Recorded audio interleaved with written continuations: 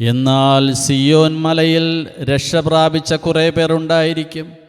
അവിടം വിശുദ്ധമായിരിക്കും. യാക്കോബിൻ്റെ ഭവനം തങ്ങളുടെ വസ്തുവകകൾ വീണ്ടെടുക്കും. ഒബദിയ പ്രവാചകന്റെ പുസ്തകം 1-ാം അധ്യായം 17-ാം വാക്യം.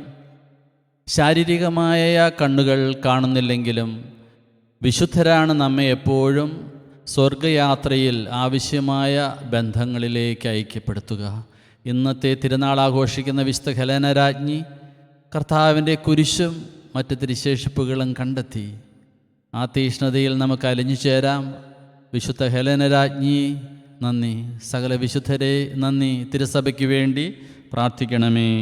നമ്മുടെ കർത്താവ് ഈശോ മിശിഹായുടെ കൃപയും പിതാവായ ദൈവത്തിൻ്റെ സ്നേഹവും പരിശുദ്ധാത്മാവിൻ്റെ സഹവാസവും കുർബാനയുടെ അമ്മയും ആദ്യസക്രാരിയുമായ പരിശുദ്ധ കന്യാമറിയത്തിൻ്റെ വിമല ഹൃദയം വഴി നമ്മിൽ നിറയട്ടെ. ആമീൻ.